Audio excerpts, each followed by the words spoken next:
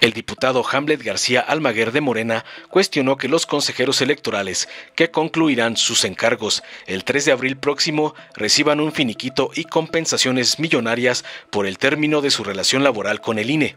En conferencia de prensa señaló que si bien hay un debate sobre la legalidad o ilegalidad de esta asignación de recursos a los consejeros, sí es inmoral, aseveró.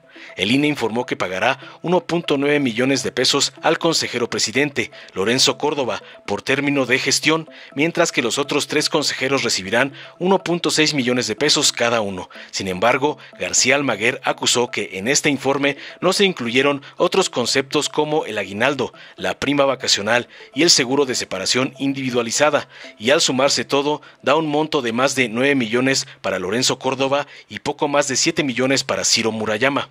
Sostuvo que de cualquier manera las compensaciones son millonarias y recordó que el titular de la Unidad de Inteligencia Financiera, Pablo Gómez Álvarez, señaló que estos cálculos del INE no tienen fundamento legal y dijo que incluso podría constituirse un delito. El diputado de Morena agregó que en la sesión del INE del jueves pasado insistió en la necesidad de crear una comisión de administración para prever casos de corrupción en el INE, ya que la Contraloría del propio instituto reportó que identificó que en 2 contratos, uno de servicios integrales de infraestructura de cómputo y otro de suministro de combustibles a través de tarjetas electrónicas, fueron procesos dirigidos con desapegos normativos en cumplimiento con la ley. Esto, añadió, obligó a este órgano fiscalizador, es decir, la Contraloría del INE, a integrar una denuncia en materia de responsabilidades administrativas y adoptar como medida cautelar la separación temporal del cargo del titular de la Dirección de Recursos Materiales y Servicios. Concluyó contundente. Veamos enseguida cómo Hamlet García señala que Lorenzo Córdoba recibirá la inmoral suma de casi 9 millones de pesos de finiquito y su esbirro, Ciro Murayama, casi 8 millones de pesos.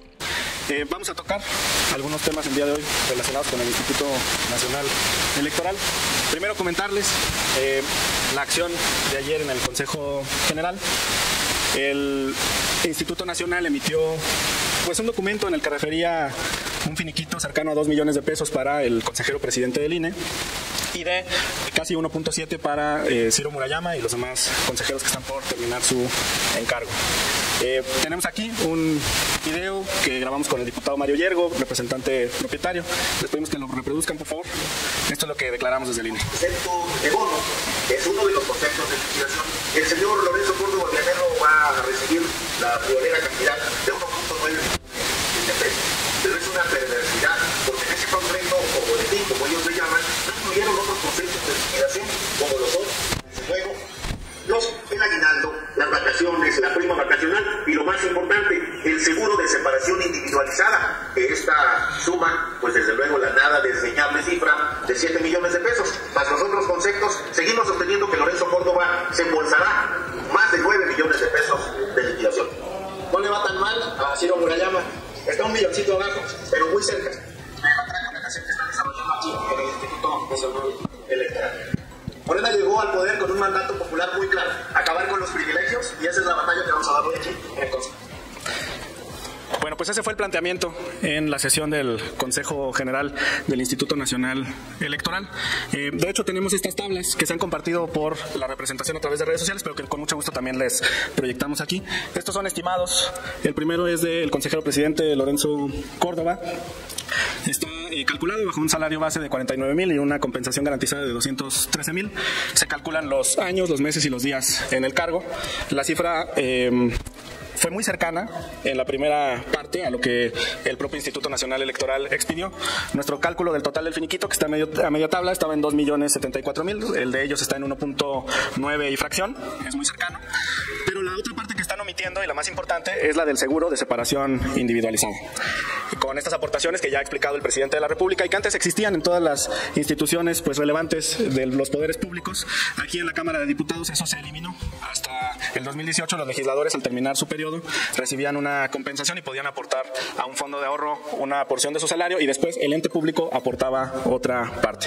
A final de cuentas, ambas aportaciones derivan del presupuesto, y esperamos que cuando cuando se emita este cheque o esta transferencia, podamos confirmar de nueva cuenta la cercanía a las cifras que nosotros como partido, como movimiento, estamos calculando. Se confirmó en la parte del finiquito, ellos obviaron algunas cuestiones relacionadas con las vacaciones, por ejemplo, esa puede ser la diferencia, las primas vacacionales, es una diferencia cercana a 100,000 pesos, pero ya en la parte del seguro individualizado de separación, pues creo que vamos a estar igualmente cercanos. Se hizo un cálculo además sobre el caso del consejero Murayama, y como ya lo expresábamos ahí en el mensaje desde el Instituto Nacional Electoral, la diferencia es mínima respecto del consejero Córdoba. De todas maneras son compensaciones millonarias.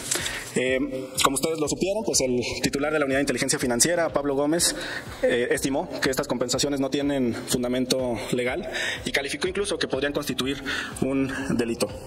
Yo lo tomo pues con mucha seriedad y respeto, porque Pablo es un legislador emérito, es un hombre de izquierda, es un hombre que conoce además los recovecos del Instituto Nacional Electoral y que conoce las leyes y que hoy pues conduce también una institución clave para México, para nuestro país, que es la Unidad de Inteligencia Financiera. Tenemos un debate entonces sobre la legalidad o ilegalidad de esta asignación de recursos a los consejeros, y a mí me llamó mucho la atención que hoy por la mañana en el programa de Ciro Gómez Leiva hubo un análisis a profundidad sobre este asunto, y ahí, bueno, su coconductor expresó lo que tenemos aquí en el video. Es que ellos son elegidos por un tiempo específico, no están siendo despedidos. A ellos nos dijeron, vente como consejero toda la vida, te despido a los 9 años, y como motivo de despido, pues no retiras. No. A los 5 años me retiro. A ver, vamos a ponerlo otra vez. No. Sí.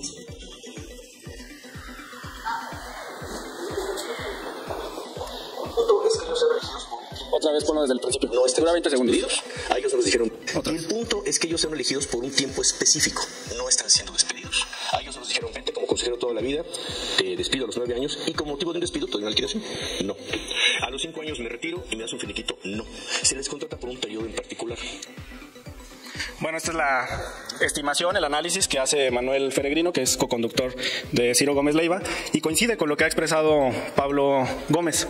Y muchos constitucionalistas lo han reportado así. Desde hace algunas semanas, el doctor Javier Hurtado, que es articulista de Milenio, que fue presidente del Colegio de Jalisco, que compitió en este reciente proceso electoral para la conformación del Consejo General del INE, fue uno de los aspirantes a consejero, también publicó en su momento una columna en la que criticaba estas asignaciones. Es un buen momento, entonces, para debatir este método de despilfarro, de excesos, que solamente incrementan la desigualdad. Los trabajadores mexicanos no tienen acceso a esta clase de prestaciones que, como hoy calificó el presidente de la República, más allá del análisis de si son legales o ilegales, que nosotros sostenemos que son ilegales, son además inmorales, y eso es muy importante en el servicio público. Pues nuestra felicitación también a Pablo Gómez por haber dado un paso al frente en este tema. Finalmente, un punto que estuvimos analizando en la sesión del Consejo General, aunque fuimos interrumpidos de manera reiterada, estaba relacionado con la administración de los recursos. El análisis del punto tercero del orden del día de ayer versaba sobre la implementación del Plan B, y en específico sobre la transición de facultades de un área a otra.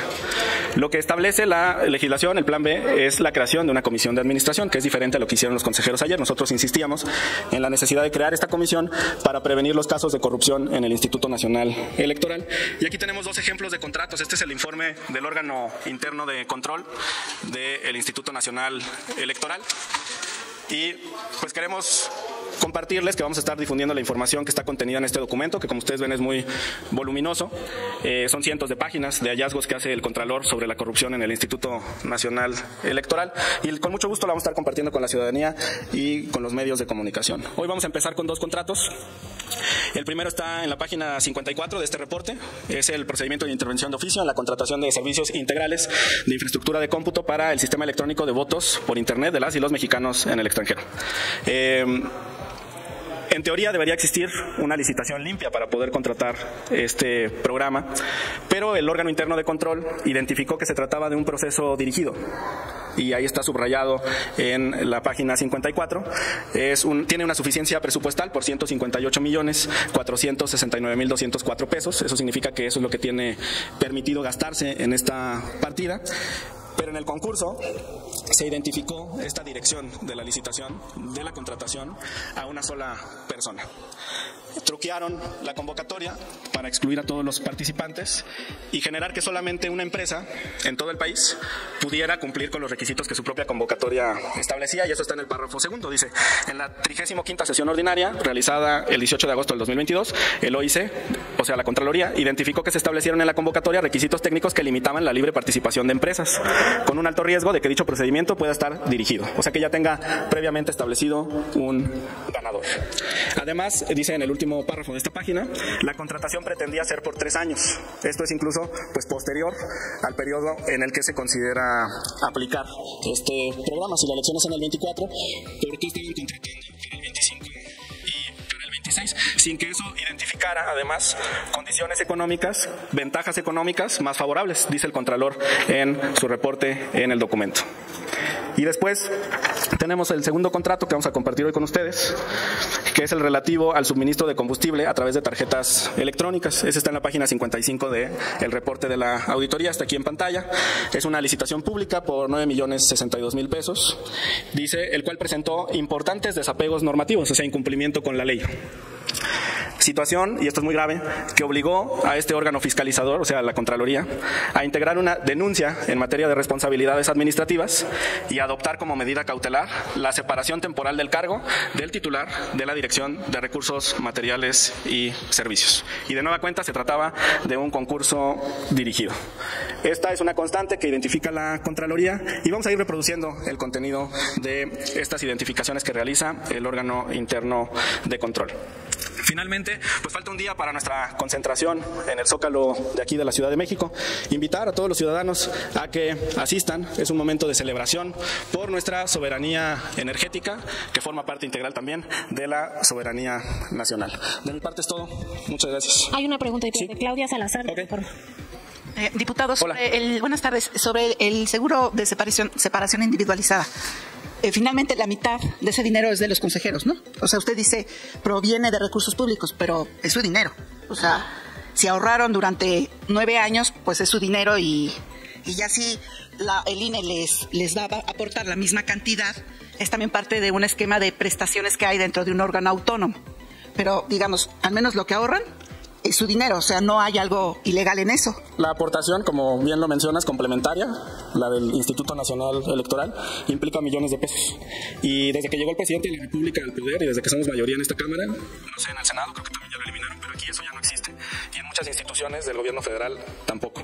Creo que es un momento de cambiar, porque más que una prestación es un privilegio. No estás hablando de decenas de miles de pesos o de cientos de miles de pesos, estás hablando de millones. Y el salario promedio en este país de cotización en el IMSS es de 15,000 pesos mensuales. ¿Cómo le parece a los trabajadores que están en este rango del salario promedio en el país? No estoy hablando ni más abajo ni más arriba, es el rango, que los consejeros se lleven prestaciones millonarias a final del cargo. Por eso decía que es un momento óptimo de debate. El propio periodista, compañero suyo, Manuel Feregrina, lo expresa, dice, es un momento idóneo para considerar si este tipo de prestaciones deben o no seguir. Ahora, en el caso específico de los consejeros, yo retomo el tuit de Pablo Gómez, que hace un análisis constitucional y dice, no tienen derecho los consejeros a esta prestación, porque desde el día que llegan, ellos saben cuándo se van a ir. O sea, no es un tema de despido ni de incertidumbre. Ellos saben cuándo van a dejar el cargo y no tienen derecho a estas prestaciones millonarias. Se va a dirimir, pero es bueno debatirlo. ¿Ustedes dónde la van a dirimir? ¿Quiénes ustedes? La Cámara de Diputados, los representantes. La representación de Morena tiene muchas opciones. Ajá, ¿a dónde van a acudir para esto? Porque también la Corte, sí, pues siempre les dio la razón a los consejeros y a otros integrantes de los órganos autónomos sobre la reducción de su salario. Y en una parte de las diferentes sentencias, sí, decían que no aplicaba la reducción de salario hasta que terminara precisamente su cargo. Qué bueno que por eso ellos siguieron pues percibiendo lo que empezaron antes de gobernar a López Obrador. Sí. Entonces, digamos, ellos tienen el respaldo, supongo, de lo que dice la Corte sobre su salario y sobre las prestaciones que tienen o han tenido dentro de un órgano autónomo. Esa es una pregunta. Y otra, pues ustedes también tienen sus privilegios, diputado, porque ustedes se embolsan 40 días de aguinaldo y después les dan un bonito para compensar el impuesto del ICR. Y ustedes pues ahí siempre han disfrazado el asunto y se lo autodan. Okay. Entonces, ¿por qué no empiezan también por ustedes? Bien. Y sus derroches también para poner a discusión ese tipo de asuntos. Sí, qué bueno que tengamos este intercambio. Primero, yo respeto la labor de todas y todos ustedes y ese siempre ha sido el tono de la conversación. En ese ánimo de diálogo y de intercambio respetuoso, respondo a su primera pregunta. Una instancia en la que se puede dirimir es la propia Contraloría del Instituto Nacional Electoral. Otra instancia es la que está refiriendo Pablo Gómez en su tuit, y él lo deja ahí muy claro. La materia que él está considerando no es administrativa, él está hablando de una comisión de un delito. Esas son las declaraciones que yo respeto. ¿Como amenaza leyendo el titular de la UIF? Sí, en ese ánimo de respeto podemos terminar de desahogar las preguntas para entonces seguir a la que convenga, a su planteamiento. Después, en el tema de la Corte, hay cambio de criterios y eso también se da con la conformación de la Suprema Corte de Justicia de la Nación. El otro día les platicaba de esta resolución histórica en una contradicción de criterios sobre el apartado o la concepción de modo honesto de vivir, donde la ministra Piña perdió una votación 7-4. La Sala Superior del Tribunal Electoral y el Instituto Nacional Electoral consideraban que el modo honesto de vivir podría aplicarse como una sanción administrativa a los candidatos. Y parecía que ya estaba dicha la palabra. Pero la Suprema Corte, por 7-4, revoca ese criterio y de ahora en adelante el que priva es ese, que no pueden utilizar el modo honesto de vivir para sancionar candidatos. Yo confío en que la Corte va a realizar un análisis del Plan B que incluye, entre otras cosas, la eliminación de los fideicomisos de donde provienen estos recursos. Como forma parte de esa discusión en la Corte, yo quiero hoy expresar mi confianza en que confirmen esa disposición que nosotros reformamos. Segundo, sobre la eliminación de los privilegios, si ustedes analizan, yo no estaba en la legislatura de 2018, pero revisé un poco hacia atrás. Si ustedes revisan el gasto por diputado del 2017 a cuando Morena toma la mayoría aquí en la Cámara, hay una disminución significativa. Se redujeron los costos, por ejemplo, en materia de automóviles, no tenemos seguro de gastos médicos mayores. Si un diputado requiere atención médica, puede atenderse en el ISSSTE. Se redujeron los salarios, el número de asesores también, el equipo que tienen los diputados. A ver, yo estoy hablando del equipo, sí. A ver, por eso, permítame terminar, en serio. Después seguimos. Sí, con mucho gusto continuamos rebotando. Mira, yo estoy hablando de un salario integrado con todas las prestaciones y demás. Ahora, en lo que comentas sobre el impuesto sobre la renta, yo con mucho gusto llevo esa preocupación al interior del grupo parlamentario para que se analice la pertinencia en este año fiscal, en el año 2022. Y yo estoy seguro que vamos a tener una respuesta favorable. Te lo digo con toda sinceridad. Con mucho gusto lo abordamos. Eso en cuanto a eliminar los privilegios aquí. O sea, ustedes que han estado aquí muchos años o algunos años saben que los gastos no son equiparables a los que existían en otras épocas al interior de la Cámara de Diputados y de eso estamos orgullosos. ¿Que se puede avanzar? Claro que sí. ¿Que se puede ahorrar más? Claro que sí. Y nosotros estamos dispuestos a avanzar en ese esfuerzo. El presidente ya lo ha dicho desde hace algún tiempo. Ahorita estamos en una fase de austeridad. Ferrer ha planteado incluso la tesis de la pobreza franciscana. Yo creo que el honor del cargo es mucho más relevante que los recursos económicos que conlleve. Y espero que los nuevos consejeros que están siendo entrevistados, los aspirantes, de donde seleccionarán a 4 nuevos integrantes del Consejo General del INE, lleguen con esa visión. Tú decías muy bien que en la Corte se les había concedido una determinación que establecía que no se podía aplicar de manera retroactiva. Dijiste a los que ya estaban en funciones. Yo espero que estos nuevos integrantes, estos 4 integrantes, se sujeten a la ley de remuneraciones por voluntad propia. Que no lleguemos de nueva cuenta a un debate ante tribunales sobre estas prestaciones excesivas y estos salarios exorbitantes.